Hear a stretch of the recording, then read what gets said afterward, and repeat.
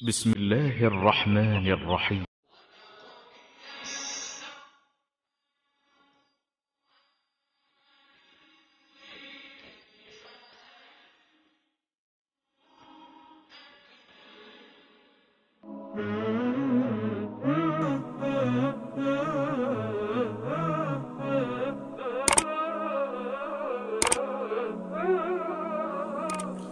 الحمد للہ رب العالمین والصلاة والسلام علی رسولہ الکریم وبعد. سورۃ الانعام آیت نمبر 128. اعوذ باللہ من الشیطان الرجیم. بسم اللہ الرحمن الرحیم. وَيَوْمَ يَحْشُرُهُمْ جَمِيعًا، اور جس دن وہ اللہ ذوالجلال والاکرام ان سب کو جمع کرے گا تو فرمائے گا اے جنوں کی جماعت، بلا شبہ تم نے بہت سے انسانوں کو اپنا بنا لیا، اور انسانوں میں سے ان کے دوست کہیں گے اے ہمارے رب، ہمارے بعض نے بعض سے فائدہ اٹھایا اور ہم اپنے اس وقت کو پہنچ گئے جو تو نے ہمارے لیے مقرر کیا تھا. جنوں سے مراد یہاں پر شیاطین جن ہیں. ان کا بہت سے انسانوں کو اپنا بنا لینے کا مطلب یہ ہے کہ انہیں گمراہ کر کے اپنے راستے پر لگا لیا، اور جنوں کا انسانوں سے فائدہ اٹھانا یہ ہے کہ انہوں نے ان کو گمراہی کی دعوت دی اور انہوں نے اسے قبول کر لیا اور ان کی تعظیم و تکریم اور مصیبتوں کے وقت ان کو پکارنا شروع کر دیا. اور یہی شیاطین کی کامیابی ہے. انسانوں کے جنوں سے فائدہ اٹھانے سے مراد ان سے آسمان کے فرشتوں سے سنی ہوئی خبریں جو وہ جھوٹ ملا کر بتاتے ہیں سن کر اپنی جھوٹی غیب دانی کا بازار چمکانا، جادو ٹونے میں ان سے مدد لینا وغیرہ، اور پھر لوگوں سے کئی قسم کے فوائد حاصل کرنا، ان سے پیسے بٹورنا اور انہیں گمراہ کرنا. یہ ساری چیزیں اس کے اندر شامل ہیں. تو یہ قیامت کے دن وہ سارے راز کھول دیں گے، کیونکہ اس دن تو کوئی چیز چھپی نہیں رہے گی. تو ارشاد ہوا، اللہ ذوالجلال والاکرام نے فرمایا، اللہ فرمائے گا آگ ہی اب تمہارا ٹھکانہ ہے، اس میں ہمیشہ رہنے والے ہو. اب اس آیت مبارکہ سے واضح طور پر یہ بات ہمارے سامنے آ گئی کہ سلیمان علیہ الصلوۃ والسلام کے بعد جو شخص بھی کسی جن سے کوئی فائدہ اٹھائے یا قید کر کے اس سے کوئی مقصد حاصل کرے تو اس شخص اور جن دونوں کا ٹھکانہ جہنم ہے. لہذا آج کے دور میں جتنے بھی لوگ جادو جنات کے علاج معالجہ کے نام پر اس قسم کے کام کرتے ہیں، انہیں ہوش کے ناخن لینا چاہیے اور اللہ تعالیٰ کا ڈر اپنے دلوں میں رکھنا چاہیے کہ ایسے لوگوں کا انجام قرآن پاک میں اللہ نے کتنا خطرناک بیان کیا ہے. ارشاد فرمایا مگر جو اللہ چاہے، اللہ ذوالجلال والاکرام چاہے، مطلب یہ ہے کہ وہ ہمیشہ رہیں گے، اور یہی اللہ ذوالجلال والاکرام کا فیصلہ ہے. جو اس نے چاہا وہ اس نے فیصلہ فرما دیا. بے شک آپ کا رب کمال حکمت والا، ہمیشہ سے سب کچھ جاننے والا ہے. اور اسی طرح ہم بعض ظالموں کو بعض کا دوست بنا دیتے ہیں اس وجہ سے جو وہ کمایا کرتے تھے. ظالم اپنے کرتوتوں کی وجہ سے، اپنے گناہوں کی وجہ سے ایک دوسرے کے دوست بن جاتے ہیں. اے جنوں اور انسانوں کی جماعت، کیا تمہارے پاس تم ہی میں سے رسول نہیں آئے جو تمہارے سامنے میری آیات بیان کرتے ہوں اور تمہیں تمہارے آج کے دن کی ملاقات سے ڈراتے ہوں؟ آج اس دن یعنی قیامت کے دن کی ملاقات سے تمہیں خبردار کرتے ہوں. اللہ ذوالجلال والاکرام جتنے بھی رسول مبعوث فرمائے وہ سارے کے سارے انسانوں میں سے تھے، لیکن وہ جنوں اور انسانوں دونوں کی طرف ہی اللہ کے نبی اور رسول بن کر آیا کرتے تھے. جنوں کا نبی ہونا ثابت نہیں ہے، صرف انسانوں میں سے ہی اللہ تعالیٰ نے اپنے نبی اور رسول مبعوث فرمائے ہیں، اور جتنے بھی رسول آئے وہ سارے کے سارے جنوں اور انسانوں کی طرف رسول ہوا کرتے تھے. اور ہمارے پیارے نبی اکرم صلی اللہ علیہ وسلم تو خاص طور پر پھر سارے جنوں اور سارے انسانوں کے نبی اور رسول بن کر آئے. اب آپ کے بعد قیامت تک نہ کوئی نبی اور رسول آیا نہ قیامت تک آئے گا. اللہ ذوالجلال والاکرام نے ارشاد فرمایا جب ایسا ہوا کہ تمہارے پاس ہمارے رسول آئے، انہوں نے تمہارے سامنے ہماری آیات پڑھی، تمہیں آج قیامت کے اس دن کی ملاقات سے تمہیں خبردار بھی کیا، تو بتاؤ اب تمہارے پاس کیا جواب ہے؟ تو وہ کہیں گے شہدنا علی انفسنا، ہم اپنے آپ پر گواہی دیتے ہیں، اور دنیاوی زندگی نے انہیں دھوکے میں مبتلا کر دیا، اور وہ اپنے ہی خلاف گواہی دیں گے کہ بے شک وہ کافر تھے۔ یہ اس لیے کہ تیرا رب کبھی بھی بستیوں کو ان کے کسی ظلم کی وجہ سے ہلاک کرنے والا نہیں ہے جب تک کہ اس بستی کے باسی رہنے والے وہ غفلت کا شکار ہوں اور ان کی طرف اللہ کو رسول نہ بھیج دے۔ یعنی ایسا ممکن نہیں کہ اللہ تعالیٰ بستیوں کو ہلاک کر دے اور انہیں اللہ وارننگ نہ دے، وہ غفلت میں ہوں، ان کو پتہ ہی نہ ہو، رسول ان کے پاس آئے کوئی نہ ہو، تو اللہ تعالیٰ ایسے ان کو ہلاک کر دے، ایسا ممکن نہیں ہے۔ اللہ ذوالجلال والاکرام نے فرمایا اور ہر ایک کے لیے مختلف درجے ہیں ان اعمال کی وجہ سے جو انہوں نے کیے، اور آپ کا رب اس سے غافل نہیں ہے جو وہ کرتے ہیں، اور آپ کا رب بھی بے پرواہ ہے، رحمت والا ہے، الغنی، بے پرواہ ہے، انتہائی بے پرواہ، اس کو کسی کی پرواہ اور ضرورت نہیں، کمال رحمت والا ہے، اس کے سوا کوئی اور نہ ہی بے پرواہ ہے نہ کمال رحمت والا ہے، یعنی اسے اپنی مخلوق سے کوئی حاجت نہیں، پھر بھی بطور احسان وہ کمال رحمت والا ہے۔ سبحان اللہ۔ رسول اللہ صلی اللہ علیہ وسلم نے فرمایا اللہ تعالیٰ کی 100 رحمتیں ہیں، ایک رحمت اس نے جنوں، آدمیوں، جانوروں اور کیڑوں مکوڑوں میں اتار دی ہے، اور وہی ایک رحمت کی وجہ سے ایک دوسرے پر مہربانی کرتے ہیں اور رحم کرتے ہیں، اور اسی ایک رحمت کی وجہ سے وحشی جانور اپنے بچوں سے محبت کرتے ہیں، اور 99 رحمتیں اللہ ذوالجلال والاکرام نے اپنے پاس محفوظ کر رکھی ہیں، اور وہ اپنے بندوں پر قیامت کے دن فرمائے گا۔ سبحان اللہ۔ اللہ تعالی ہمیں بھی اپنی ان رحمتوں کا حقدار بنا دے۔ ارشاد فرمایا اللہ ذوالجلال والاکرام نے اگر وہ چاہے تو تمہیں لے جائے اور تمہارے بعد جسے چاہے تمہارا جانشین بنا دے، جیسا کہ اس نے تمہیں کچھ اور لوگوں کی اولاد سے پیدا کیا ہے، یعنی تم سے پہلے کہ تمہارے آباء و اجداد وہ گزر گئے، اب ان کی اولاد کے طور پر تم آ گئے ہو، اب اگر اللہ چاہے تو تمہیں لے جائے، تمہاری جگہ اللہ تعالیٰ تمہارے بعد اوروں کو لے آئے۔ تو یہ اللہ ذوالجلال والاکرام کا بنایا ہوا ایک خوبصورت نظام ہے، ایک نسل گزرتی ہے دوسری آ جاتی ہے، اور کس طرح نسل در نسل لوگوں کے آنے جانے کا سلسلہ ایک جاری ہے۔ بے شک وہ چیز جس کا تم سے وعدہ کیا جا رہا ہے وہ ضرور آنے والی ہے، اور تم کسی صورت عاجز کرنے والے نہیں ہو، اللہ کو تھکا نہیں سکتے، قیامت نے آ کے رہنا ہے اور اس نے آنا ہی آنا ہے، اور اس کا تم سے جو وعدہ کیا جا رہا ہے وہ بالکل حق اور سچ ہے۔ فرما دیجیے میری قوم اپنے اپنے مقامات پر تم عمل کرو، بے شک میں بھی عمل کر رہا ہوں، جلد ہی تم جان لو گے آخرت کا انجام اور گھر وہ ٹھکانہ کس کے لیے ہے، بے شک ظالم لوگ فلاح نہیں پاتے۔ اللہ اکبر۔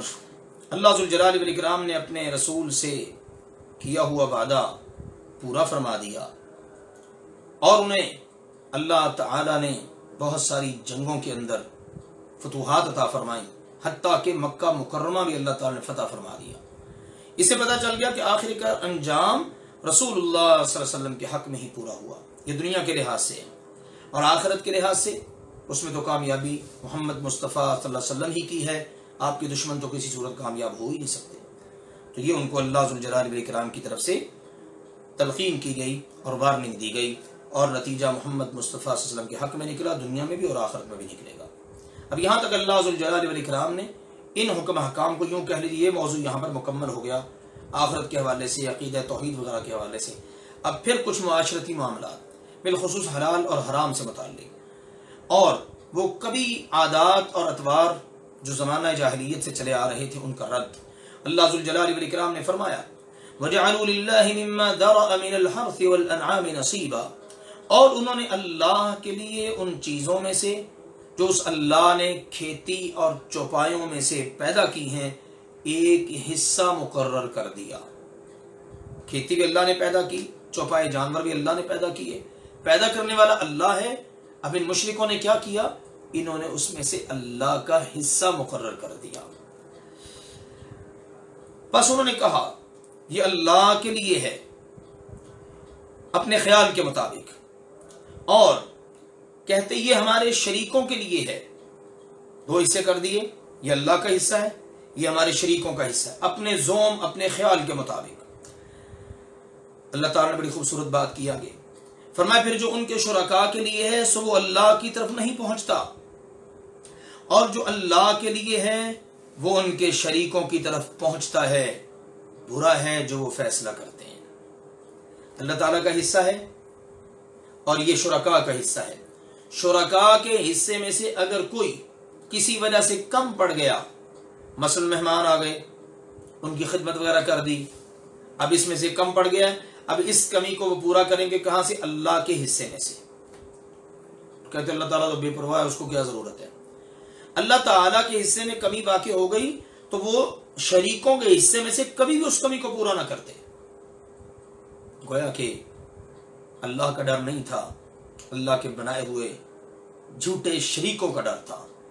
جیسا کہ آج کے دور میں بھی آپ دیکھ لیجئے، لوگ اللہ کے نام پر دیں گے نا نکمی چیز، ملاوٹی چیزیں، ردی قسم کی چیزیں، لیکن جب یہی لوگ درباروں پر، آستانوں پر، مزاروں پر دیں گے تو خالص عمدہ بہترین چیزیں.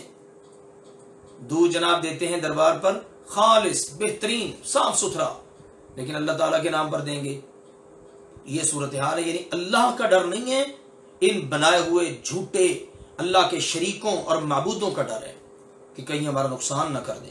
اگر جی ہم نے ان کو خالص دودھ نہ دیا تو ہماری بھینسیں دودھ دینا بند کر دیں گی، ہمارے کاروبار پر مار پڑ جائے گی. اگر ہم نے یہاں پر نظر نیاز نہ دی تو اندازہ کر لیجئے بالکل یہی حالت زمانہ جاہلیت میں اللہ کے نبی صلی اللہ علیہ وسلم سے پہلے کے مشرکوں کا تھا، جو اس وقت چلا آ رہا تھا جب قرآن پاک اترا. اللہ تعالیٰ نے اس کو بیان کر کے اس کا رد کیا ہے. سیدنا عبداللہ بن عباس رضی اللہ تعالی عنہما بیان فرماتے کہ جب تم عربوں کی جہالت معلوم کرنا چاہو تو سورۃ الانعام کی آیت نمبر 130 سے لے کر آیت نمبر 140 تک پڑھ لو. اس سے تمہیں عربوں کی تمام جہالتوں کا اندازہ ہو جائے گا کہ وہ عقائد کے لحاظ سے اور انتوار کے لحاظ سے جہالت کے کس درجے پر کھڑے ہوئے تھے. تو یہ ان کی پہلی جہالت بیان کی گئی ہے کہ اپنی کھیتی اور چوپایوں میں سے ایک حصہ انہوں نے اللہ کے لیے مقرر کیا. یعنی اس میں کیا ہوگا؟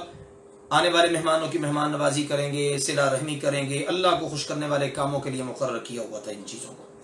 اور ایک حصہ انہوں نے اپنے مشکل کشاؤں اور معبودوں کے لیے اور ان کی شکل پر بنائے ہوئے بتوں، کاہنوں اور پروہتوں وغیرہ کے لیے. اگر کسی وجہ سے بتوں اور کاہنوں کا حصہ کم پڑ جاتا تو اللہ تعالیٰ کے حصے میں سے لے کر اس میں ڈال دیتے اور کہتے کہ اللہ تو غنی ہے، اس کو زیادہ مال کی کیا ضرورت ہے. اور اگر اللہ تعالیٰ کا حصہ کم پڑ جاتا تو اس میں بتوں کے حصے میں اسے کچھ نہ ڈالتے، کیونکہ ان کے دلوں میں اللہ کے علاوہ ان بتوں کا، اللہ کے بنائے ہوئے ان شریکوں کا خوف تھا، اللہ ذوالجلال والاکرام کا خوف نہیں تھا. جیسے ابھی ذکر کیا ہے کہ موجودہ دور کے اندر مسلمانوں کے اندر بھی، شرک کرنے والے مسلمان ان کے اندر بھی اسی طرح کی صورتحال پائی جاتی ہے. اللہ تعالیٰ سب کو ایسی جہالت اور شرک سے بچنے کی توفیق عطا فرمائے. اللہ ذوالجلال والاکرام نے ارشاد فرمایا، اور اسی طرح بہت سے مشرکوں کے لیے اپنی اولاد کو مار ڈالنا ان کے شریکوں نے خوش نما بنا دیا تھا. اللہ اکبر. یہ دوسری جملہ جہالت اور گمراہی ہے. بہت سے مشرکین کے لیے ان کے شرکاء نے اپنی اولاد کو قتل کرنا بھی خوشنما بنا دیا تھا. مثلا انہیں کہاں سے کھلاؤ گے؟ یہ شیطان وسوسے میں ڈالتا ہے. یا اسی طرح سے لڑکیوں کو باعث عار سمجھا جاتا، یا اسی طرح اپنے شریکوں کو خوش کرنے کے لیے اولاد کو ان کے نام پر ذبح کر دیا کرتے. جیسے آج کے دور میں ہندو اس کام کو بھینٹ چڑھانا کہتے ہیں. تو یہ ساری کی ساری صورتیں کیا ہیں؟ شیاطین نے اللہ تعالی کے ساتھ جن کو انہوں نے شریک بنا رکھا، انہوں نے اولاد کا قتل تک خوشنما بنا دیا ہے. بھلے وہ منصوبہ بندی کے نام پر ہو، دنیا میں آنے سے پہلے ہی، بھلے وہ دنیا میں آ جانے کے بعد ہو. کیا آج کے دور میں بھی ایسے واقعات نہیں پائے جاتے کہ لوگ اپنے بچوں کو درباروں پر، آستانوں، مزاروں وغیرہ پر لے جا کر باقاعدہ ان کو ذبح کر دیتے ہیں، ان کا خون کر دیتے ہیں اپنے پیروں کے کہنے پر؟ کیا ایسا نہیں ہوتا؟ ہمارے معاشرے میں ایسے واقعات رونما نہیں ہوتے کہ عورتیں قبر میں کھڑی ہو کر باقاعدہ کسی بچے کا خون کر کے اس کے خون کے ساتھ نہاتی ہیں اپنی نظر نیاز پوری کرنے کے لیے، اپنی مراد پانے کے لیے۔ اللہ کی پناہ ہے، اللہ ذوالجلال والاکرام نے فرمایا اس حد تک یہ جھوٹے معبود اور شیاطین عقل کو مار دیتے ہیں کہ انسان کا خون کر کے اس کو بھی اپنے لیے خوبصورت اور اچھا سمجھتا ہے، کسی اور انسان کا تو دور کی بات ہے، اپنی اولاد کا خون تک کرنے سے بھی وہ کسی قسم کی عار محسوس نہیں کرتا۔ اللہ ذوالجلال والاکرام نے فرمایا اس میں ہے کیا؟ ہلاکت، تاکہ وہ انہیں ہلاک کریں اور تاکہ وہ ان پر ان کا دین خلط ملت کر دیں۔ اصل میں تو عرب کے لوگ کہا کرتے تھے کہ ہم ابراہیم علیہ السلام کے دین پر عمل پیرا ہیں، لیکن شیطان نے آہستہ آہستہ ان کے اندر بت پرستی، اولاد کا قتل اور اس جیسی دیگر بہت سی خرابیاں پیدا کر کے ان کے دین کو بالکل برباد کر کے رکھ دیا۔ ان کو سمجھ نہیں آ رہی تھی بھی حق سچ دین کیا ہے۔ اللہ ذوالجلال والاکرام نے فرمایا اگر اللہ ذوالجلال والاکرام چاہتا تو وہ ایسا نہ کرتے، بس آپ انہیں اور جو کچھ وہ جھوٹ باندھتے ہیں اسے چھوڑ دیجئے، انہیں ان کے حال پر چھوڑ دیں، جیسے یہ جھوٹ باندھ رہے ہیں، جھوٹی زندگی گزار رہے ہیں، جھوٹے کام کر رہے ہیں، بس ان کو ان کے حال پر چھوڑ دیجئے۔ اور انہوں نے کہا یہ چوپائے اور کھیتی ممنوع ہیں، انہیں اس کے سوا کوئی نہیں کھائے گا جسے ہم چاہیں گے، بس وہی کھائے گا جسے ہم چاہیں گے۔ ان کے خیال کے مطابق اور کچھ چوپائے ہیں جن کی پیٹھیں حرام کی گئی ہیں، ان کے مختلف خیالات ہیں، یہ جانور ہیں، یہ کھیتی ہے، یہ ممنوع ہے، وہی کھائے گا جس کو ہم اجازت دیں گے، اور یہ جناب جانور ہیں، ان کی پیٹھوں پر سامان نہیں لادنا، ان پر سواری نہیں کرنی، یہ ممنوع ہے، اور کچھ چوپائے ہیں جن پر وہ اللہ کا نام نہیں لیتے، اس پر جھوٹ باندھتے ہوئے، یعنی اللہ ذوالجلال والاکرام کی طرف جھوٹ منسوب کرتے ہوئے وہ ان چوپایوں جانوروں پر اللہ ذوالجلال والاکرام کا نام نہیں لیتے۔ زمانہ جاہلیت میں ان کی جہاں بہت ساری خرابیاں اور تھیں، وہاں یہ خرابیاں بھی تھیں کہ انہوں نے بعض جانوروں کو اور بعض کھیتیوں کو اپنے ہی طور پر ممنوع قرار دے دیا تھا۔ ایک صورت تو اس کی ہے کہ فلاں جانور یا کھیت کا استعمال ممنوع ہے مگر اس کے لیے جسے ہم اجازت دیں گے، اور یہ اجازت بت خانوں کے مجاوروں اور خادموں کے لیے ہوا کرتی تھی۔ اسی طرح ایک صورت یہ ہے کہ مختلف قسم کے جانوروں کو اپنے بتوں کے نام پر آزاد چھوڑ دیتے اور ان پر سواری کرنا یا ان پر بوجھ وغیرہ اٹھانا لادنا اس کو وہ منع قرار دے دیتے تھے۔ ایک صورت یہ تھی کہ وہ کچھ جانوروں کو بت خانوں کے مجاوروں کے لیے خاص کرتے ہوئے انہیں ذبح کرتے وقت یا سوار ہوتے وقت صرف اپنے بت کا نام لیتے، اللہ کا نام نہ لیتے تھے۔ اتنی ان کی اللہ معاف فرمائے مت ماری ہوئی تھی، بلکہ ان پر حج کے لیے بھی نہ جاتے تاکہ ان مجاوروں کے سوا کوئی انہیں استعمال نہ کرے۔ تو یہ ساری کی ساری صورتیں اللہ ذوالجلال والاکرام نے بتا دیا غلط ہیں، اللہ پر جھوٹ ہیں اور ان کی کوئی حیثیت نہیں ہے۔ ارشاد فرمایا اللہ ذوالجلال والاکرام نے جلد ہی اللہ ذوالجلال والاکرام انہیں اس کی ضرور سزا دے گا جو وہ جھوٹ باندھتے ہیں۔ اور انہوں نے کہا جو ان چوپایوں کے پیٹوں میں ہے وہ خالص ہمارے مردوں کے لیے ہے اور ہماری عورتوں پر ہماری بیویوں پر حرام کیا ہوا ہے، اور اگر وہ مردار ہو تو اس میں سب شریک ہیں۔ اگر مردہ پیدا ہوا نا بچہ تو مردوں کا بھی حصہ ہے، عورتوں کا بھی حصہ ہے۔ اللہ اکبر۔ ان قریب وہ اللہ ذوالجلال والاکرام انہیں ان کے کہنے کی جزا دے گا، بے شک وہ اللہ ذوالجلال والاکرام کمال حکمت والا ہے، ہمیشہ سے سب کچھ جاننے والا ہے۔ یہ ایک اور شکل تھی ان کی گمراہی کی کہ جو جانور وہ اپنے بتوں کے نام پر وقف کر دیتے ان میں سے بعض کے بارے میں کہتے کہ ان کا دودھ اور ان کے پیٹ سے پیدا ہونے والا بچہ اگر وہ زندہ ہوا تو وہ صرف مردوں کے لیے حلال ہے، عورتوں کے لیے حرام ہے۔ ہاں اگر بچہ مردہ پیدا ہوا تو پھر مرد اور عورت اس کے کھانے میں برابر کے شریک ہوں گے۔ یہ تھی ان کی حالت اور یہ تھی ان کی جہالت۔ اللہ ذوالجلال والاکرام نے ارشاد فرمایا قد خسر الذین قتلوا اولادهم سفہا بغیر علم، بے شک ان لوگوں نے خسارہ اٹھایا جنہوں نے اپنی اولاد کو بے وقوفی سے کچھ جانے بغیر ہی قتل کر دیا۔ اللہ اکبر، یعنی اپنے جھوٹے معبودوں کے کہنے پر اپنی اولاد تک کو قتل کر دیا، اور اللہ نے انہیں جو کچھ دیا تھا اسے اللہ پر جھوٹ باندھتے ہوئے حرام ٹھہرا دیا۔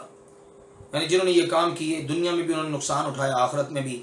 دنیا میں اپنی بے وقوفی اور جہالت سے اپنی اولاد کو قتل کرنے کی وجہ سے اولاد سے محروم ہو گئے، اور اپنے مالوں میں سے کچھ چیزوں کو خود ہی حرام قرار دے کر اپنے آپ کو تنگی اور مشکل کا شکار کر لیا، اور آخرت میں اللہ تعالیٰ پر جھوٹ اور بہتان باندھنے کی وجہ سے انہیں جو سزا ملنی ہے اس کی وجہ سے آخرت بھی تباہ ہو گئی۔ اللہ ذوالجلال والاکرام نے فرمایا یقیناً وہ گمراہ ہو گئے اور ہدایت پانے والے نہ ہوئے۔ یہاں تک اللہ تعالیٰ نے ذکر کیا ہے ان کی بعض جہالتوں کا۔ اب اللہ ذوالجلال والاکرام کی سبحان اللہ پھر قدرت کاملہ کی بعض باتوں کا دل نشیں تذکرہ۔ فرمایا وَهُوَ الَّذِي أَنشَأَ جَنَّاتٍ مَّعْرُوشَاتٍ، اور وہی اللہ ہے جس نے باغات پیدا کیے چھپروں پر چڑھائے ہوئے اور چھپروں پر نہ چڑھائے ہوئے، اور کھجور کے درخت اور کھیتی جن کے پھل مختلف ہیں، اور زیتون اور انار ایک دوسرے سے ملتے جلتے اور نہ ملتے جلتے۔ اس اللہ ذوالجلال والاکرام کے دیے ہوئے پھلوں میں سے کھاؤ جب وہ اللہ تعالیٰ تمہیں پھل عطا کرے، اور پھر ان پھلوں کا حق اس کی کٹائی کے دن ادا کرو۔ یعنی جس دن کٹائی کرنی ہے غلے کی، اناج کی، پھلوں کی، تو اس دن تم نے اس کا حق ادا کرنا ہے۔ اس آیت میں اللہ ذوالجلال والاکرام نے زمین سے پیدا ہونے والی ہر کھیتی، پھل، سبزی اور درخت کا ذکر فرما کر حکم دیا کہ کٹائی کے دن اس کا حق ادا کرو۔ اس لیے زمین سے پیدا ہونے والے ہر پھل اور کھیتی میں سے اللہ کا حق ادا کرنا ضروری ہے، خواہ وہ معروشات ہوں یعنی جن کی بیلیں چھتوں وغیرہ پر چڑھائی جاتی ہیں جیسے انگور ہو گیا، توری ہو گئی وغیرہ، یا ایسے باغات ہوں جن کی بیلیں زمین پر پھیلتی ہیں مثلا خربوزہ، تربوز، گرما وغیرہ، یا ایسے پھلدار درختوں جو اپنے تنے پر قائم ہوں جیسے کھجور، زیتون، انار وغیرہ، یا کوئی بھی کھیتی ہو، زمین سے پیدا ہونے والے ہر پھل اور کھیتی میں سے اللہ تعالیٰ کا حق نکالنا فرض ہے، اور مال میں اللہ کا سب سے بڑا حق زکوٰۃ عشر ہے۔ سبزیوں اور ان پھلوں میں بھی عشر ہے جن کا ذخیرہ نہ ہو سکتا ہو مثلا مالٹا، انار وغیرہ۔ اس بارے میں جامع ترمذی کی حدیث ہے کہ سبزیوں میں صدقہ نہیں، یہ حدیث صحیح نہیں ہے۔ اس بارے میں امام ترمذی رحمہ اللہ تعالی نے خود وضاحت فرما دی۔ تو یہ ہے اللہ ذوالجلال والاکرام کے ان فرامین عالیہ کا مختصراً تذکرہ اور اس کی وضاحت۔ ارشاد فرمایا اللہ ذوالجلال والاکرام نے اور حد سے نہ گزرو، یعنی ناجائز جگہوں پر خرچ نہ کرو، ناجائز جگہوں پر خرچ نہ کرو، اور ضرورت سے زیادہ بھی خرچ نہ کرو، اعتدال سے بڑھ کر بھی خرچ نہ کرو۔ کھانے میں زیادتی بھی منع ہے کیونکہ یہ جسم اور عقل دونوں کے لیے نقصان دہ ہے، اور اتنا صدقہ کرنا بھی اسراف ہے کہ اس کے بعد آدمی خود محتاج ہو کر مانگنے پر مجبور ہو جائے۔ لہٰذا ان دونوں باتوں کو مد نظر رکھتے ہوئے ان کے مطابق عمل کرنے کی ضرورت ہے۔ یہ حکم حکمرانوں کے لیے بھی ہے، زکوٰۃ اور عشر لینے والوں کے لیے بھی، کہ جتنا عشر کسی کے ذمہ بنتا ہے اسی قدر لیا جائے، اس سے زیادہ وصول نہ کیا جائے۔ یقیناً وہ اللہ حد سے گزرنے والوں سے محبت نہیں رکھتا، اور چوپایوں میں سے کچھ بوجھ اٹھانے والے ہیں اور کچھ زمین سے لگے ہوئے ہیں، ان کو اللہ نے پیدا کیا، کھاؤ اس میں سے جو اللہ نے تمہیں رزق دیا، اور شیطان کے قدموں پر نہ چلو، بے شک وہ تمہارا کھلا دشمن ہے۔ حمولتن کا معنی جن پر بوجھ لادا جاتا ہے مثلا اونٹ اور بیل وغیرہ۔ فرشن سے مراد زمین سے لگے ہوئے جیسے بھیڑ اور بکری۔ اللہ تعالیٰ نے یہ کھیت اور چوپائے جو تمہیں عطا کیے ہیں یہ سب تمہارے لیے حلال ہیں، انہیں کھاؤ اور شیطان کی پیروی نہ کرو کہ جس کے بہکانے پر جاہل مشرکوں نے کئی قسم کی چیزوں کو اپنے اوپر حرام کر لیا تھا۔ فرمایا اللہ تعالیٰ نے 8 قسمیں ہیں، 8۔ یہ اس کا تعلق انشاء کے ساتھ ہے، یعنی اللہ ذوالجلال والاکرام جس نے وہ چیزیں پیدا کی جن میں کا ذکر پچھلی آیت میں ہوا۔ اب یہ 8 قسم کے جانور بھی اللہ ذوالجلال والاکرام نے پیدا کیے ہیں۔ عربی میں جوڑے کے 2 افراد میں سے ہر ایک کو زوج کہتے ہیں، زوج، اس کی جمع ہے ازواج۔ وہ جوڑا نر ہو یا مادہ، اس لیے زوجین کا معنی نر اور مادہ 2 قسمیں، ایک جوڑا ہوگا نہ کہ 2 جوڑے۔ اسی کے مطابق ترجمہ ہے 8 قسمیں۔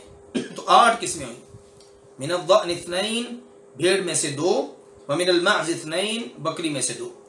فرما دیجئے کیا اس اللہ ذوالجلال والاکرام نے دو مذکروں کو حرام کیا ہے یا دو مؤنثوں کو؟ یا وہ بچہ جس پر دونوں ماداؤں کے رحم لپٹے ہوئے ہیں، یعنی ان ماداؤں کے مؤنثوں کے رحموں میں جو ہے وہ بچہ اللہ تعالیٰ نے حرام یا حلال کیا ہے؟ مجھے کسی علم کے ساتھ بات بتاؤ اگر تم سچے ہو۔ اور اونٹوں میں سے دو اور گائیوں میں سے بھی دو، یعنی مذکر مؤنث سب کا، تو یہ سب کے سب 8 ہو گئے۔ فرما دیجئے کیا اس اللہ ذوالجلال والاکرام نے دو مذکروں کو حرام کیا ہے یا دو مؤنثوں کو؟ یا اس کو حرام کیا ہے جو دو مؤنثوں کے رحموں کے اندر ہے، کہ جس پر دو مؤنثوں کے رحم لپٹے ہوئے ہیں، یعنی ان کے رحموں کے اندر جو بچہ اس کو اللہ تعالیٰ نے حرام کیا ہے؟ یا تم اس وقت حاضر تھے جب اللہ نے تمہیں اس کی وصیت کی تھی؟ یعنی جب اللہ تعالیٰ نے ان میں سے جس کو جو حرام کرنا تھا وہ کیا تمہارے بقول، تو جب اللہ نے حرام کیا تو اس وقت اللہ کے پاس تھے؟ اس سے بڑا ظالم کون ہوگا جو اللہ پر جھوٹ باندھے تاکہ لوگوں کو کسی علم کے بغیر گمراہ کرے؟ بے شک اللہ ذوالجلال والاکرام ظالموں کو ہدایت نہیں دیا کرتا۔ جب مشرکین نے اونٹوں، گائیوں اور بھیڑ بکریوں میں سے بعض مخصوص جانوروں کو حرام اور ان کے پیٹ کے بچوں میں سے زندہ بچوں کو عورتوں کے لیے حرام اور مردہ کو سب کے لیے حلال قرار دے دیا، تو اللہ ذوالجلال والاکرام نے اب ان سے اس کی دلیل کا مطالبہ کیا کہ اگر وہ دلیل عقلی ہے تو بتاؤ کہ حرام ہونے کی وجہ ان دونوں کا نر ہونا ہے؟ اگر یہ وجہ ہے تو پھر ان میں سے کئی نر تم کیوں کھاتے ہو؟ یا پھر اس کی حرام ہونے کی وجہ اس کا مادہ ہونا ہے تو پھر تم ان میں سے کئی مادہ جانور حلال کیوں سمجھتے ہو؟ یا پھر حرام ہونے کی وجہ اس کا پیٹ کا بچہ ہونا ہے تو تم کئی پیٹ کے بچے خود کیوں کھاتے ہو؟ اور اگر دلیل نقلی ہے تو اللہ تعالیٰ کا کوئی حکم لاؤ جس میں اس نے ان جانوروں کے کسی نر یا مادہ یا رحم میں موجود بچے کو تمہارے کہنے کے مطابق حلال یا حرام کہا ہو۔ یا تم خود اس وقت موجود تھے جب اللہ تعالیٰ نے حلال یا حرام کرنے کا حکم جاری فرمایا؟ تو سنو اس سے بڑا ظالم کون ہوگا کہ جو اللہ تعالیٰ پر جھوٹ باندھے، جس کے پاس نہ عقلی دلیل نہ عقلی دلیل، نہ اس نے خود اللہ تعالیٰ سے سنا، نہ کسی رسول کے ذریعے اس تک پہنچا۔ اسی لیے رسول اللہ صلی اللہ علیہ وسلم نے فرمایا، میں نے عمر بن لحی کو جہنم میں اپنی انتڑیاں کھینچتے ہوئے دیکھا، سب سے پہلے بتوں کے نام پر جانور بحیرہ، سائبہ، وسیلہ اور حامی اسی نے چھوڑے تھے۔ تو اللہ ذوالجلال والاکرام نے واضح لفظوں میں ان کا رد کر دیا ہے۔ ہرن چونکہ بکری کی جنس میں داخل ہے، اور بھینس، نیل گائے اور خورگر، جنگلی گدھا یہ گائے اور بیل کی جنس میں ہیں۔ یہ جانور عرب میں اتنے نہیں تھے۔ چوپایوں کی مشہور 4 قسمیں وہی ہیں جو یہاں پر مذکور ہیں، اللہ تعالیٰ کی طرف سے ذکر کر دی گئی۔ ارشاد فرمایا اللہ ذوالجلال والاکرام نے، قل لا اجد فیما اوحی الی محرما علی طاعم یطعمہ، فرما دیجئے میں اس وحی میں جو میری طرف کی گئی ہے کسی کھانے والے پر کوئی چیز حرام نہیں پاتا جسے وہ کھائے سوائے اس کے کہ وہ مردار ہو یا بہایا ہوا خون ہو یا خنزیر کا گوشت ہو، کہ بے شک وہ گندگی ہے یا نافرمانی کا باعث ہو جس پر غیر اللہ کا نام پکارا گیا ہو۔ یہاں پر اللہ ذوالجلال والاکرام نے تاکیدی الفاظ کے ساتھ ان چیزوں کا ذکر کیا ہے جو حرام کی گئی۔ ان میں سر فہرست ہے مردہ۔ مردہ سے مراد ہر وہ حلال جانور ہے جو بغیر ذبح کیے طبی طور پر یا حادثے سے مر جائے، جس کا ذکر سورۃ المائدہ کی ابتدائی آیات کے اندر ہم نے کیا تھا۔ سورۃ المائدہ کی آیت نمبر 3 میں اس کی تفصیل گزر چکی ہے۔ اسی طرح وہ کسی حادثے سے مر جائے، طبی طور پر مر جائے، یا شرعی طریقے کے خلاف ذبح کیا گیا ہو۔ غرض شرعی ذبیحہ یا شکار کے علاوہ سب مردار ہیں اور حرام ہیں۔ ایک بات یہ مردار کی بات ہو گئی۔ خون جو بہایا جائے زندہ کا یا ذبیحہ کا حرام ہے، البتہ جسم کے ساتھ لگا رہ جانے والا خون یا کلیجی اور تلی بہایا ہوا خون نہ ہونے کی وجہ سے حلال ہے۔ خنزیر کا گوشت کہ وہ گندگی ہے، یعنی بے شمار بیماریوں کا باعث ہے، اور اس جانور کی بے غیرتی اس کے گوشت کھانے والوں میں بھی بے غیرتی پیدا کرتی ہے، اس لیے اسے رجسن یعنی گندگی قرار دیا گیا ہے۔ او فسقن یعنی یہ بھی اسی طرح حرام ہے۔ فسقن کا معنی اللہ کی فرما برداری سے نکل جانا ہے۔ اللہ کا حکم ہے کہ جانور اللہ کے نام پر ذبح کیا جائے، اس لیے وہ جانور جس پر ذبح کرتے وقت غیر اللہ کا نام پکارا جائے گا وہ بھی حرام ہو جائے گا۔ اہلا کا معنی آواز بلند کرنا ہے۔ کسی جانور پر اگر کسی غیر اللہ کا نام مشہور کر دیا جائے کہ یہ داتا کا بکرا ہے، اس سے مقصود چونکہ غیر اللہ کو راضی کرنا ہے کہ وہ راضی ہو کر ہمارے کام سنوار دیں گے، اس لیے ایسے جانور کو ان کی رضا کے لیے ذبح کرتے وقت اگر ان پر بسم اللہ بھی پڑھ دی جائے تو بھی حرام ہے، کیونکہ اعتبار نیت کا ہے اور نیت کا اظہار خود ان کی زبانی ہو چکا ہے، اور عرس اور قبر کا ماحول وغیرہ بھی اسی چیز پر دلالت کرتا ہے۔ لہذا مسلمانوں کو غیر اللہ کے نام پر مشہور کی ہوئی چیزیں ان سے اپنے آپ کو حتی المقدور بچانا ہے۔ کہتے ہیں نظر اللہ نیاز حسین، سیدنا حسین رضی اللہ تعالیٰ کے نام کے نیاز ہے، لیکن یہ اللہ کے نام کی نظر ہے۔ جب مشہوری ہوگی سیدنا حسین رضی اللہ تعالیٰ عنہ کے نام کی تو پھر اس میں اللہ ذوالجلال والاکرام کی شراکت داری تو ہو گئی نا، اس لیے اس سے بھی بچنا ہے۔ تو ہر ایسی ادا سے، ہر ایسے عمل سے بچنا ہے جس کے اندر شرک کا شائبہ بھی پایا جاتا ہو۔ ان چار چیزوں کے علاوہ وہ جانور بھی حرام ہیں جن کی حرمت صحیح حدیث سے ثابت ہے۔ یعنی اللہ ذوالجلال والاکرام نے یہاں پر جو تاکید کے الفاظ استعمال کر کے صرف ان چار قسم کے جانوروں کی اللہ تعالی نے حرمت کو ذکر کیا ہے نا، یہ در حقیقت جو پیچھے بیان ہوا نا مشرکین مکہ کے اعمال کا اور ان کی خود ساختہ حرام اور حلال کرنے کی حرکت کا، اللہ نے اس کے رد میں اس کو بیان کیا ہے۔ وگرنہ اس کے علاوہ بھی کئی جانور ہیں جن کی حلت کا تذکرہ احادیث کے اندر موجود ہے۔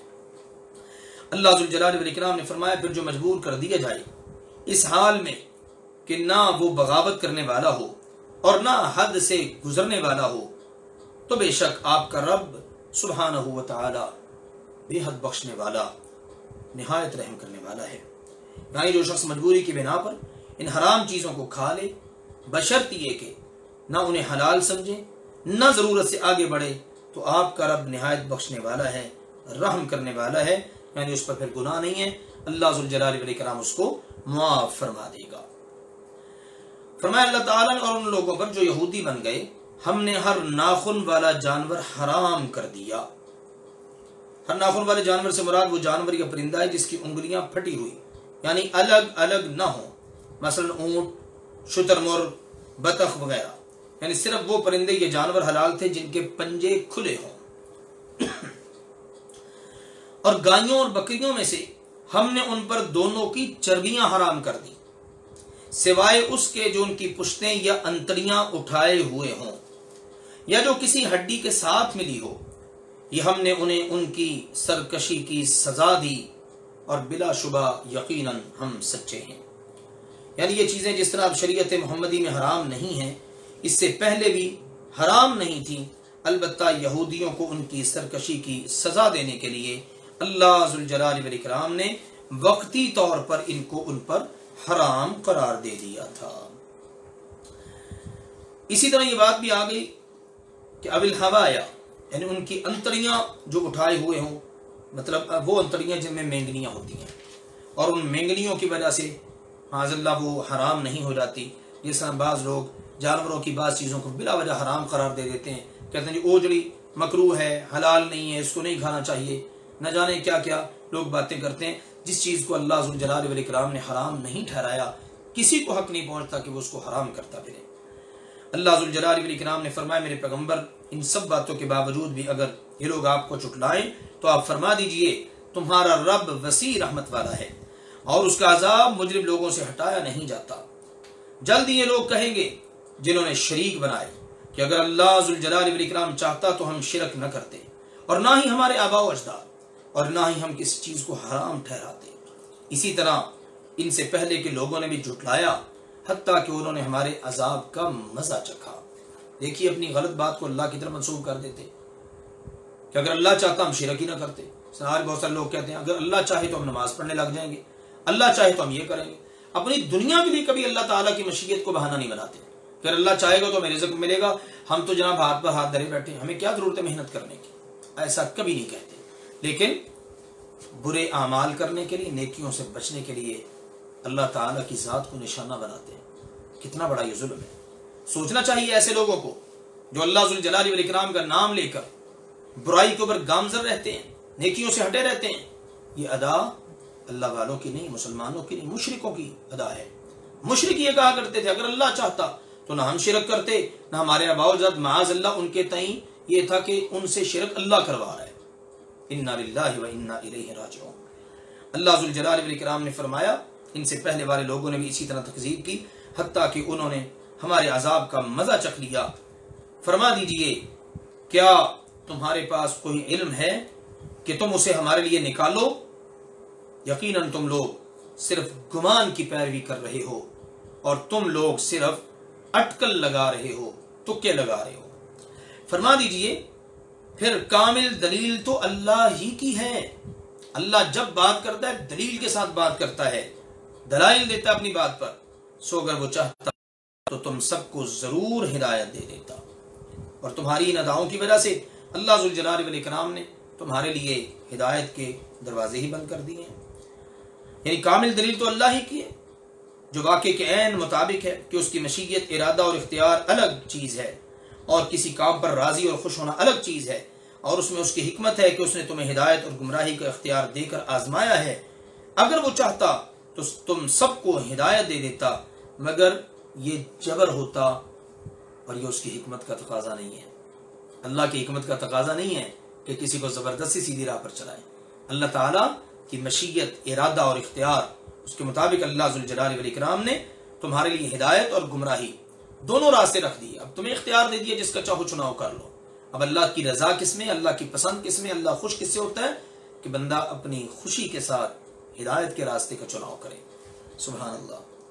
فرمایا اللہ ذوالجلال والاکرام نے، فرما دیجئے لاؤ اپنے وہ گواہ جو اس بات کی شہادت دیں کہ بے شک اللہ تعالی نے یہ حرام کیا ہے۔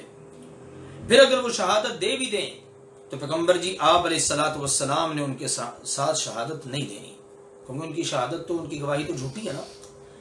اور آپ ان لوگوں کی خواہشوں کے پیچھے مت چلیے جنہوں نے ہماری آیات کو جھٹلایا، اور وہ لوگ جو آخرت پر ایمان نہیں رکھتے اور وہ اپنے رب کے ساتھ برابر شریک ٹھہراتے ہیں۔ فرما دیجئے آؤ میں تمہیں پڑھ کر سناؤں جو تمہارے رب نے تم پر حرام کیا ہے۔ اب سنیے وہ باتیں، وہ کام جو اللہ تعالیٰ کی طرف سے واقعی حرام ہیں، جن کو اللہ ذوالجلال والاکرام نے بیان کیا ہے۔ اللہ تعالیٰ کی طرف سے یہ اعلان، فرما دیجئے کہ آؤ میں تمہیں پڑھ کر سناؤں کہ تمہارے رب نے تم پر کیا حرام کیا ہے۔ تفصیل سے اللہ ذوالجلال والاکرام نے کچھ باتیں ذکر کی ہیں، اور یہ آیت جو ہے نا اس کے اندر نا 10 احکام ہیں، 10 احکام، اور یہ پورے اسلام کا خلاصہ ہے۔ سنیے ذرا اللہ ذوالجلال والاکرام نے کیا فرمایا۔ فرمایا اس اللہ ذوالجلال والاکرام نے تاکیدی حکم دیا ہے کہ اس کے ساتھ کسی چیز کو شریک نہ ٹھہراؤ۔ سب سے پہلی بات، سب سے پہلی حرام چیز ہے شرک، اور اس سے اللہ ذوالجلال والاکرام نے تاکیدی حکم دے کر منع فرما دیا ہے کہ تم نے کسی بھی چیز کو اللہ تعالیٰ کا شریک نہیں بنانا۔ آخری الفاظ ہے نا، اس کی مناسبت سے یہ معنی کیا ہے کہ تمہارے نام یہ اللہ تعالیٰ کی طرف سے تاکیدی حکم ہے کہ اس کے ساتھ کسی بھی چیز کو شریک نہ ٹھہراؤ، نہ کسی انسان کو، نہ کسی جن کو، نہ فرشتے کو، نہ پہاڑ، نہ پتھر، نہ دریا، نہ درخت، کوئی بھی چیز، چاہے وہ معمولی ہے چاہے وہ بڑی ہے۔ اور سب سے بڑا گناہ یہی ہے کہ اللہ تعالیٰ کے ساتھ بندہ شرک کرے، حالانکہ پیدا کرنے والی ذات انسان کو اللہ تعالیٰ کی ہے۔ دوسری بات فرمایا اللہ ذوالجلال والاکرام نے، دوسرا تاکیدی حکم تمہارے نام یہ ہے کہ ماں باپ کے ساتھ خوب احسان کرو۔ اللہ ذوالجلال والاکرام کی عبادت کرنے اور شرک سے بچنے کے حکم کے بعد قرآن پاک میں متعدد مقامات پر والدین کے ساتھ حسن سلوک کرنے کا حکم دیا گیا ہے، اور بندوں میں سے سب سے زیادہ حق اگر کسی کا ہے تو وہ والدین ہیں۔ اللہ ذوالجلال والاکرام ان سب کو کہ جن کے والدین حیات ہیں اپنے والدین کی قدر کرنے کی توفیق عطا کرے اور ان کی خدمت کرنے کی توفیق دے، اور مجھ سمیت جن جن کے والدین کریمین دنیا سے جا چکے ہیں اللہ تعالیٰ ان کے درجات کو بلند فرمائے، ان کی قبروں کو اللہ تعالیٰ جنت کے باغ بنائے، اور اللہ ذوالجلال والاکرام انہیں اپنے عرش تلے لٹکنے والی قندیلوں کے اندر راتیں گزارنے کے اللہ تعالیٰ مواقع فراہم فرمائے کہ جو اللہ ذوالجلال والاکرام نے شہداء کے لیے بلند درجے اور مقامات رکھے وہ اللہ ان کو عطا کرے۔ اگلی بات تیسری فرمایا، اور اپنی اولاد کو مفلسی کی وجہ سے قتل نہ کرو۔ تمہیں بھی ہم ہی رزق دیتے ہیں اور ان کو بھی۔ پیدا ہونے کے بعد اولاد کا قتل کرنا یا جب وہ ماں کے پیٹ میں ہوں تب کسی بھی طرح سے حمل گرا کر یا کوئی دوا کھلا کر، یہ سب کا سب اس کے اندر آتا ہے۔ اللہ ذوالجلال والاکرام نے واضح کر دیا کہ ان کو بھی اور تمہیں بھی رزق ہم ہی دیتے ہیں، لہٰذا مفلسی کی وجہ سے ان کو قتل نہ کرو۔ تمہیں کھلانے والے بھی ہم ہیں، تمہاری اولاد ہوگی اس کو کھلانے والے بھی ہم ہیں۔ اور یہ تو ویسے ہی کلمہ کفر ہے کہ بندہ کہے کہ جناب اگر میرے ہاں اولاد پیدا ہوگی تو میں کھلاؤں گا کہاں سے، یہ کفری کا کلمہ ہے۔ کھلانے والی ذات اللہ تعالیٰ کی ہے، خوراک کا بندوبست کرنے والی ذات اللہ تعالیٰ کی ہے۔ جب سے انسان نے اپنے آپ کو ذمہ دار بنایا ہے نا، اس وقت سے حالات دیکھ لیجئے کیا بن گئے۔ اللہ ذوالجلال والاکرام نے فرمایا اور بے حیائیوں کے قریب نہ جاؤ، ان میں سے جو ظاہر ہیں اور ان میں سے جو چھپی ہوئی ہیں، کسی بھی قسم کی بے حیائی کے قریب بھی نہیں جانا۔ جیسے سب کے سامنے زنا یا قوم لوط کی حرکتیں یا پوشیدہ طور پر کہ چھپ کر زنا کرنا، چوری وغیرہ سب کو حرام قرار دے دیا گیا ہے۔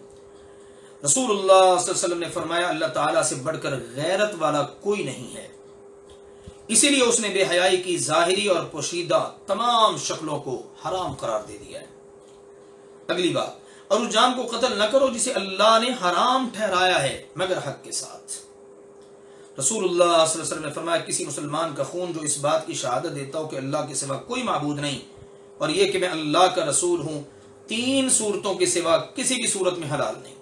نمبر 1، جان کے بدلے جان، اگر اس مسلمان کلمہ پڑھنے والے نے کسی کو قتل کیا ہے قصاص میں قتل ہوگا۔ شادی شدہ زانی، مسلمان ہے لیکن شادی شدہ ہو کر زنا کرتا ہے، دین سے جدا ہو کر مسلمانوں کی جماعت کو ترک کرنے والا، یہ 3 قسم کے لوگ ہیں۔ اگر یہ کلمہ شہادت بھی پڑھتے ہو، مسلمان بھی ہو، تب بھی ان کا خون حلال ہے۔ ان 3 صورتوں کے علاوہ کسی صورت میں کسی مسلمان کا خون حلال نہیں ہے۔ اسی طرح ان تینوں کے علاوہ جس کے قتل کرنے کا قرآن پاک میں حدیث میں واضح طور پر حکم آ گیا، مثلا محارب، ڈاکو یا باغی وغیرہ، یا محرم سے نکاح کرنے والا، اپنے محرم رشتے دار عورت سے نکاح کرنے والا، اسی طرح ان کو قتل کرنا نہ حق نہیں ہے بلکہ یہ عین حق ہے۔ اللہ ذوالجلال والاکرام نے اگلی بات ارشاد فرمائی کہ یہ ہے جس کا تاکیدی حکم اس اللہ نے تمہیں دیا ہے تاکہ تم سمجھو، اور یتیم کے مال کے قریب نہ جاؤ مگر اس طریقے سے جو سب سے اچھا ہو، یہاں تک کہ وہ اپنی پختگی کو پہنچ جائے، یعنی وہ بالغ ہو جائے، جیسا کہ اللہ ذوالجلال والاکرام نے حکم دیا۔ سورۃ النساء میں ہم نے ان باتوں کو پڑھا ہے۔ اور ماپ اور تول انصاف کے ساتھ پورا کرو، ہم کسی شخص کو تکلیف نہیں دیتے مگر اس کی طاقت کے مطابق، اور جب بات کرو تو انصاف کرو، خواہ رشتہ دار ہو، اور اللہ کے عہد کو پورا کرو، یہ ہے جس کا تاکیدی حکم اس اللہ نے تمہیں دیا تاکہ تم نصیحت حاصل کرو۔ یتیم کا مال اچھے طریقے سے، یعنی مال کی اس کی حفاظت کرو، اسے بڑھانے کے متعلق سوچو، یتیم کی بہتری کے سوا اسے خرچ کرنے سے بچو، یہ ساری کی ساری چیزیں اس کے اندر آ جاتی ہیں۔ انصاف کو ملحوظ خاطر رکھنا، دیتے وقت بھی اور لیتے وقت بھی، ماپ تول میں کمی نہ کرنا، ان باتوں کو ملحوظ خاطر رکھا جائے۔ اگر پورا تولنے اور ماپنے کی کوشش کرنے کے باوجود بندہ اگر بھول جائے، اس سے غلطی ہو جائے، تو اللہ تعالیٰ معاف کرنے والا ہے، اس کی بات پرس نہیں کرے گا۔ اس سے نہ ایک بات ہے کہ جب بات کرو، خواہ فیصلہ کر رہے ہو یا حکم دے رہے ہو یا شہادت گواہی دے رہے ہو، ہر حال میں عدل و انصاف کو مد نظر رکھو، بھلا مخالفت میں رشتہ دار ہی کیوں نہ آ جائے۔ بلکہ اللہ تعالیٰ نے پیچھے سورۃ النساء، سورۃ المائدہ وغیرہ میں یہاں تک فرما دیا بھلے اپنے والدین کے خلاف ہی گواہی کیوں نہ جاتی ہو۔ تو اللہ ذوالجلال والاکرام کی طرف سے یہ تعلیمات ہیں، اور اللہ کے عہد کو پورا کرو، یعنی جو اسلام قبول کر کے تم نے معاہدہ کیا اللہ اور اس کے رسول کی، قرآن و سنت کی فرمانبرداری کا، اس کے مطابق عمل کرتے رہو۔ یہ وہ چیزیں ہیں جو ایک معاشرے کی درستگی کے لیے از حد ضروری ہیں۔ اللہ کا حق بھی آ گیا، بندوں کے حقوق بھی آ گئے۔ ارشاد فرمایا اللہ ذوالجلال والاکرام نے، اور یہ کہ یہی میرا راستہ ہے سیدھا، پس اس پر چلو اور دوسری راہوں پر نہ چلو، مگر نہ تم اس اللہ ذوالجلال والاکرام کے راستے سے جدا جدا ہو جاؤ گے۔ یہ ہے جس کا تاکیدی حکم اس اللہ نے تمہیں دیا ہے تاکہ تم بچ جاؤ۔ اس سے معلوم ہو اللہ تعالیٰ کی راہ ایک ہی ہے، اور وہ سیدھی راہ ہے، جنت کی طرف جانے والی راہ ہے، مگر اللہ تعالیٰ کے علاوہ دیگر لوگوں کی، مخلوق کی، شیطان کی راہیں بے شمار ہیں۔ سیدنا عبداللہ بن مسعود رضی اللہ تعالی عنہ اور دیگر صحابہ کرام رضوان اللہ علیہ اجمعین سے مروی ہے کہ رسول اللہ صلی اللہ علیہ وسلم نے فرماتے ہیں ہمارے لیے ایک سیدھی لائن کھینچی، پوری سیدھی، بالکل سیدھی، اور فرمایا لوگوں یہ اللہ تعالیٰ کا راستہ ہے، یہ اللہ تعالیٰ کا سیدھا راستہ ہے۔ پھر آپ صلی اللہ علیہ وسلم نے اس کے دائیں جانب اور بائیں جانب کئی لائنیں کھینچی اور فرمایا یہ الگ الگ راستے ہیں، ان میں سے ہر راہ پر ایک شیطان بیٹھا ہے جو لوگوں کو اپنی طرف بلاتا ہے۔ اس کے بعد نبی اکرم صلی اللہ علیہ وسلم نے سیدھی راہ پر ہاتھ رکھا، یعنی سیدھی لائن پر، اور اس آیت مبارکہ کو تلاوت فرمایا جو بھی پڑھی گئی۔ تو تمام دینوں میں سے صراط مستقیم صرف اسلام ہے، باقی سب کے سب باطل ہیں۔ اس آیت مبارکہ میں جس طرح تمام باطل دینوں سے منع کر دیا گیا، اسی طرح اسلام میں بھی فرقے بنانے سے روک دیا گیا ہے۔ اسلام میں سیدھی راہ صرف قرآن اور سنت کی راہ ہے، سیدھی راہ صرف قرآن اور سنت کی راہ، اللہ اور اللہ کے رسول کی راہ، اس کے سوا سارے راستے ممنوع ہیں، خواہ مذاہب اربعہ کی تقلید ہو یا اہل بدعت کے بنائے ہوئے اور طریقے ہوں، کیونکہ یہ شروع ہی بعد میں ہوئے ہیں۔ خود ائمہ دین اور سارے مجتہدین سلف اور خلف نے یہی وصیت کی ہے کہ کوئی ان کی تقلید نہ کرے، بلکہ سب کے سب کتاب و سنت کا اتباع کریں، یہی صراط مستقیم ہے جس کی طرف اللہ تعالیٰ نے دعوت دی ہے۔ لہٰذا صراط مستقیم اگر کوئی چاہتا ہے تو وہ اللہ کا راستہ ہے۔ دیکھیں کتنا واضح پیغام ہے، ان ھذا صراطی مستقیما، یہ ہے میرا صراط مستقیم۔ اللہ نے جو صراط مستقیم آسمان سے بذریعہ وحی اتارا اور محمد صلی اللہ علیہ وسلم نے وہ جیسے آیا ویسے اپنی امت تک، انسانوں تک پہنچا دیا، بس تم اسی پر چلو۔ اللہ تعالیٰ نے فرمایا پھر ہم نے موسیٰ علیہ السلام کو کتاب دی، تورات، اس شخص پر نعمت پوری کرنے کے لیے جس نے نیکی کی، اور ہر چیز کی تفصیل اور ہدایت اور رحمت کے لیے، تاکہ وہ اپنے رب کی ملاقات پر ایمان لے آئیں۔ یہ تورات کے مقاصد اور فوائد اللہ نے ذکر کر دی۔ فرمایا اور یہ عظیم کتاب ہے، یعنی قرآن پاک، اللہ تعالیٰ کی عظیم کتاب جسے ہم نے نازل کیا ہے، بڑی برکت والی ہے، بس تم سب اسی پر چلو اور اللہ سے ڈرتے رہو تاکہ تم پر رحم کیا جائے۔ اب بتائیے اس سے بڑھ کر کھلا پیغام اللہ کا اور کیا ہو سکتا ہے؟ اللہ نے قرآن اتارا، کیوں اتارا ہے؟ تاکہ اس پر عمل کرتے رہو، اس کے مطابق چلتے رہو۔ معذرت کے ساتھ آج مسلمان یہ سمجھ بیٹھے قرآن بس رہ گیا خیر و برکت کے لیے، نئی دکان بنانی ہے، چلو جی برکت کے لیے قرآن پڑھ دو، نیا مکان بنایا ہے، اوپننگ کر رہے ہیں، چلو جی برکت کے لیے قرآن پڑھ دو۔ زیادہ سے زیادہ کیا ہے، کوئی شخص جان کنی کے عالم میں ہے، فوت نہیں ہو رہا، چلو جی اس کے پاس قرآن پڑھ دو تاکہ اس کی جان نکلنا آسان ہو جائے۔ اس سے بڑھ کر کیا کریں گے؟ مردے بخشوانے کے لیے، سارے ثواب کے لیے قرآن ہے۔ بہت معذرت ہے مسلمانوں، اللہ تعالیٰ نے کہیں بھی قرآن پاک میں ایسا نہیں کہا، بلکہ سورہ یاسین میں تو یہ کہا لِيُنذِرَ مَن كَانَ حَيًّا، قرآن اس لیے اتارا ہے تاکہ زندہ لوگوں کو خبردار کر دے۔ قرآن مردوں کی کتاب نہیں ہے، معذرت کے ساتھ قرآن زندوں کی کتاب ہے۔ یہ ہے اللہ ذوالجلال والاکرام کا پیغام ہمارے نام کہ یہ کتاب عظیم الشان ہم نے اتاری ہے، بڑی بابرکت ہے، تم اس پر چلو اور تقوی اختیار کرو تاکہ تم پر رحم کیا جائے۔ ایسا نہ ہو کہ تم کہو کہ کتاب تو صرف ان دو گروہوں پر اتاری گئی جو ہم سے پہلے تھے، یعنی یہود و نصارہ پر، اور ہمارے لیے تو کوئی کتاب آئی نہیں، اور بے شک ہم ان کے پڑھنے پڑھانے سے یقیناً بے خبر تھے۔ تورات اور انجیل تو ہم پڑھ نہیں سکے، ہمیں پتہ ہی نہیں چلا، لہٰذا ہم مکلف کس بات کے ہو سکتے ہیں؟ اللہ نے کہا یہ عذر بھی اللہ نے ختم کر دیا۔ یا ایسا نہ ہو کہ تم کہو کہ اگر ہم پر کتاب اتاری جاتی تو ہم ان سے زیادہ ہدایت والے ہوتے، بس بے شک تمہارے پاس تمہارے رب کی طرف سے واضح دلیل، ہدایت اور رحمت آ چکی ہے، بس اس سے بڑا ظالم کون ہوگا جو اللہ کی آیات کی تکذیب کرے اور ان سے روگردانی کرے۔ جلد ہی ہم ان لوگوں کو جو ہماری آیات سے روگردانی کرتے ہیں، ان کے روگردانی کرنے، کنارہ کرنے کی وجہ سے انہیں بدترین عذاب کی صورت میں سزا دیں گے۔ اللہ تعالیٰ کی طرف سے قرآن آ گیا، پیغام آ گیا اللہ تعالیٰ کا، اب اس سے روگردانی کرنا، اس کی آیات کی تکذیب کرنا یقیناً یہ بہت بڑا ظلم ہے اور اس کی سزا بھی بڑی خطرناک ہے۔ اللہ ذوالجلال والاکرام نے ارشاد فرمایا هل ينظرون الا ان تأتيهم الملائکہ، کیا ان لوگوں کو صرف اس بات کا انتظار ہے کہ ان پر فرشتے آئیں، یا تیرے رب سبحانہ و تعالی آئے، یا تیرے رب کی بعض نشانیاں آئیں۔ کفار کے سامنے اسلام کے حق ہونے کے دلائل پوری طرح واضح ہو چکے تھے، ایک ایک دلیل دے کر ایک ایک بات وضاحت کے ساتھ کر کے بالکل کھول کر بیان کر دی گئی۔ اب سب کچھ واضح ہو گیا۔ وہ صرف لاجواب کرنے کے لیے ایسی چیزیں دکھانے کا مطالبہ کرتے جن کا دنیا میں ہوتے ہوئے دکھایا جانا ممکن نہیں۔ یہ تقاضا کرنی ہمیں فرشتے دکھاؤ، ہمیں اللہ دکھاؤ، اب یہ دنیا میں تو تقاضا پورا ہی نہ ہو سکتا۔ اب وہ صرف یہ لاجواب کرنے کے لیے ایسا کرتے کہ اگر تم یہ کر دو نا تو ہم مومن ہو، مسلمان ہو جائیں گے۔ اللہ ذوالجلال والاکرام نے اس آیت مبارکہ کے اندر اور اس کے علاوہ بھی قرآن پاک کی دیگر آیات کے اندر ان کے سامنے اس بات کو بالکل واضح کر دیا ہے کہ جب ایسا ہوگا نا تو یہ پھر قیامت کی نشانیاں ہوں گی۔ تو انہیں صرف اس بات کا انتظار ہے کہ ان کے پاس فرشتے آئیں یا تیرا رب آئے یا تیرے رب کی کوئی نشانی آئے۔ جس دن تیرے رب کی کوئی نشانی آئے گی کسی شخص کو اس کا ایمان فائدہ نہ دے گا جو اس سے پہلے ایمان نہ لایا تھا یا اپنے ایمان کی حالت میں اس نے کوئی نیکی نہ کمائی تھی۔ فرما دیجئے انتظار کرو، بے شک ہم بھی منتظر ہیں۔ ان سے مراد صحیح حدیث کے مطابق قیامت کے قریب نمودار ہونے والی چند نشانیاں ہیں، جن میں سے سب سے پہلے ظاہر ہونے والی نشانی ہے سورج کا مغرب کی طرف سے طلوع ہونا، جس کے بعد سب لوگ ایمان لے آئیں گے۔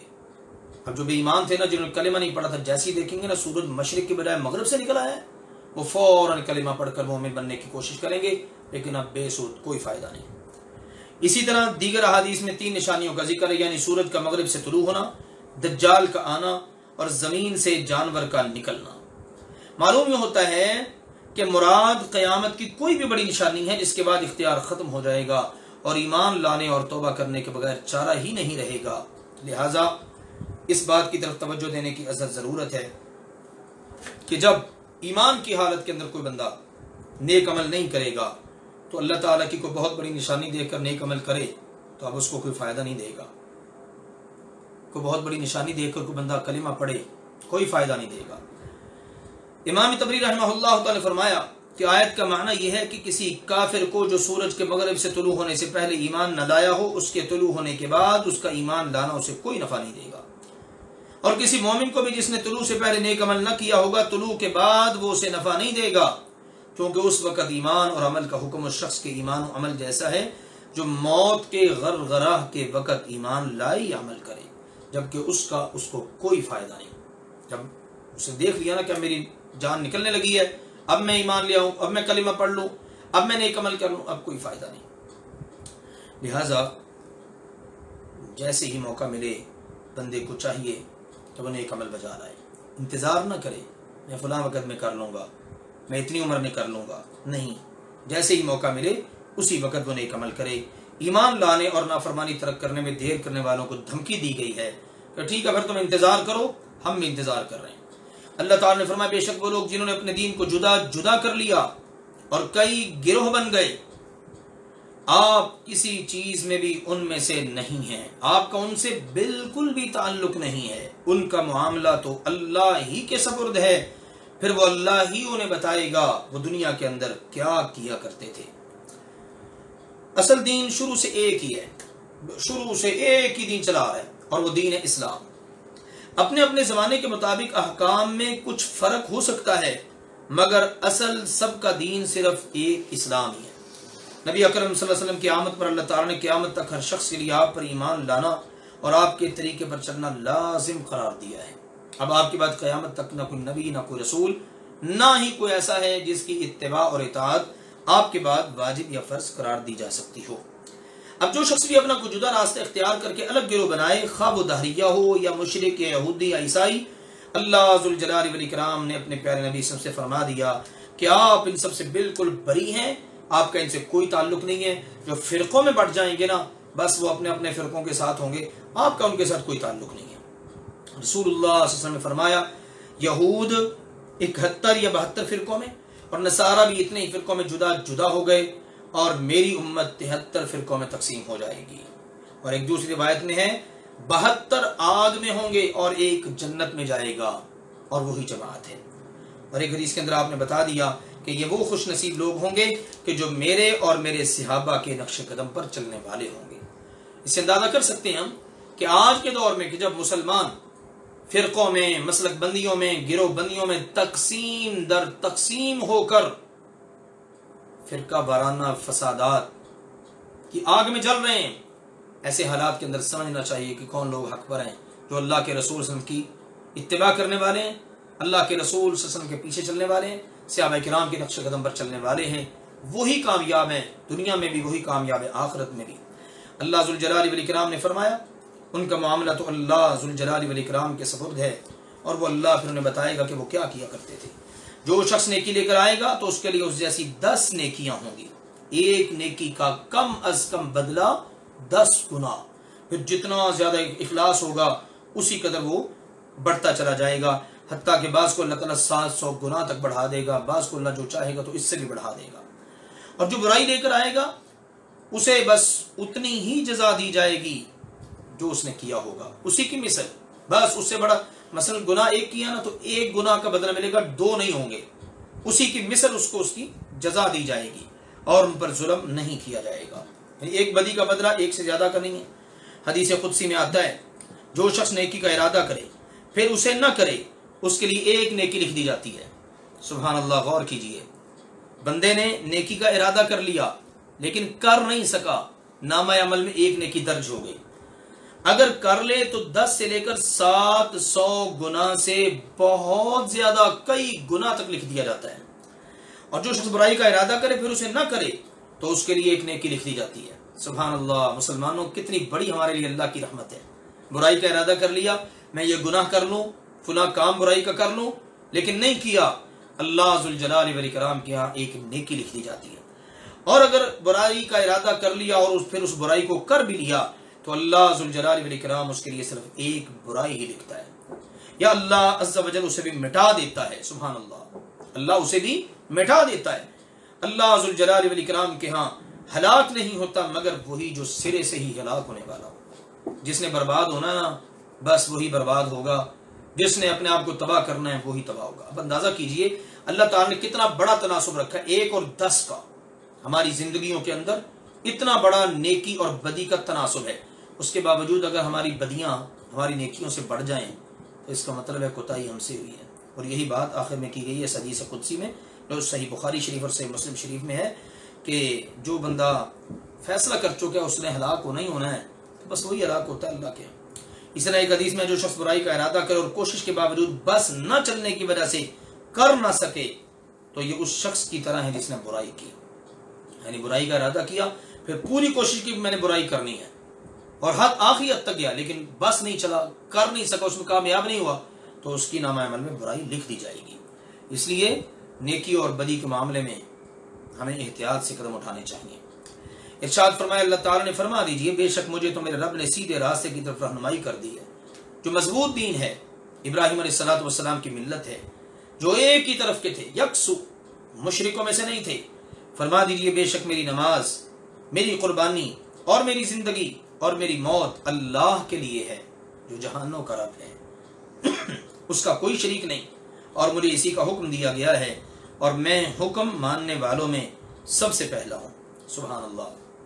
پہلے شرکیہ اعمال، جہالت کی باتیں، ان کا بیان، پھر ان کا رد، توحید کے جگہ جگہ دلائل اور ان کو جناب ثابت کرنا۔ اب سورہ مبارکہ کے آخر کے اندر آ کر اللہ ذوالجلال والاکرام نے کس خوبصورت پیرائے میں اپنے پیارے نبی اکرم صلی اللہ علیہ وسلم کے خوبصورت، صاف، شفاف اور معطل عقیدے کا ذکر کروایا ہے، اور یہی عقیدہ ہر مسلمان کا ہونا چاہیے۔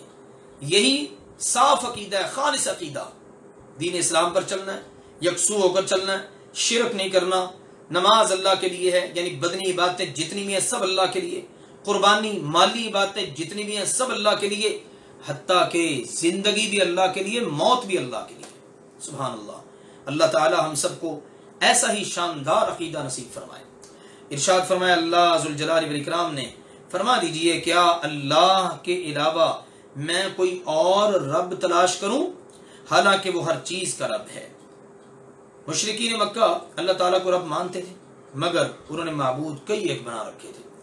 اب یہاں پر ان کو آخر کے اندر اس بات کی بھی آگاہی دی جا رہی ہے کہ رب وہ ہوتا ہے جو نفع نقصان کا مالک ہوتا ہے، جس کو تم دوسرے لفظ میں معبود کہتے ہو۔ اللہ کو رب تو مانتے ہو مگر نفع نقصان کا مالک کسی اور کو، بیماری سے شفا دینے والا کسی اور کو، اولاد دینے والا کوئی اور ہے۔ اس طرح سے تم نے ہر ایک میں چیزیں تقسیم کر رکھی ہیں، حالانکہ یہ ساری کی ساری چیزیں اس اللہ کے ہاتھ میں ہے جو رب ہے. اور رب کا ہی کام ہوتا ہے. رب کا مطلب جس نے پیدا کیا اور پیدا کرنے کے بعد جس کو پیدا کیا نا اس کی زندگی بھر کے امور کا ذمہ لے لیا ہے. سبحان اللہ. تو وہ اللہ ہی ہے اور وہی ہر چیز کا رب ہے. اور کوئی جان کچھ نہیں کماتی مگر اپنے ہی خلاف. جس نے جو برائی کرنی ہے نا اس کا وبال اس کے اپنے اوپر ہی پڑے گا. اور کوئی بوجھ اٹھانے والی جان کسی دوسری جان کا بوجھ نہیں اٹھائے گی. قیامت کے دن سب کے سب اپنے بوجھ اٹھائیں گے. کفار رسول اللہ صلی اللہ علیہ وسلم سے اور مسلمانوں سے کہتے کہ تم آبائی دین میں ہماری پیروی اختیار کرو اور گناہ کی فکر مت کرو. اگر یہ گناہ ہوا نا تو ہم اٹھا لیں گے. اللہ ذوالجلال والاکرام نے یہاں پر ان کو واضح کر دیا ہے کہ یہ بالکل جھوٹ بول رہے ہیں. قیامت کے دن کوئی کسی دوسرے کا بوجھ نہیں اٹھائے گا. تو یہاں اللہ تعالیٰ نے ان کی اس بات کو ذکر کر کے واضح کر دیا کہ سنو جس نے گناہ کمانا ہے اس کا وبال اس کے اپنے اوپر ہی پڑے گا. کوئی دوسرا لاکھ کہتا رہے میں ذمہ لیتا ہوں میں جانوں رب جانے, ایسی باتوں کا کوئی فائدہ نہیں ہے. قیامت کے دن کوئی کسی دوسرے کا بوجھ نہیں اٹھائے گا. پھر تم سب کو تمہارے رب کی طرف پلٹنا ہے. پھر وہ اللہ ذوالجلال والاکرام تمہیں اس چیز کی خبر دے گا جس میں تم دنیا میں اختلاف کیا کرتے تھے. اور وہی اللہ ذوالجلال والاکرام ہے جس نے تمہیں زمین میں ایک دوسرے کا جانشین بنایا اور تمہارے بعض کو بعض سے درجوں میں بلندی فوقیت برتری عطا کی تاکہ اللہ تعالیٰ نے تمہیں جو کچھ عطا کر رکھا ہے اس میں تمہاری آزمائش کرے. بے شک آپ کا رب بہت جلد سزا دینے والا ہے اور بے شک آپ کا رب سبحانہ و تعالیٰ ہی ہے, وہ اللہ ذوالجلال والاکرام ہی ہے جو بہت بخشنے والا بے حد رحم فرمانے والا ہے. یہ ہے جناب سورۃ الانعام اور یہ ہیں ان کے اندر بیان کردہ انتہائی زبردست موضوعات جن کا تعلق عقیدے کے ساتھ ہے. گویا کہ یہ سورت عقیدہ توحید کو بالکل درست کرنے کے لیے اور شرک کی ہر قسم کی جڑ کو کاٹ کے رکھ دینے کے لیے بہت کافی ہے. اللہ ذوالجلال والاکرام قرآن و حدیث کے مطابق ہم سب کو عقیدہ و عمل بنانے کی توفیق عطا فرمائے تاکہ ہم دنیا اور آخرت میں سرخرو ہوں. آمین. وآخر دعوانا ان الحمد للہ رب العالمین.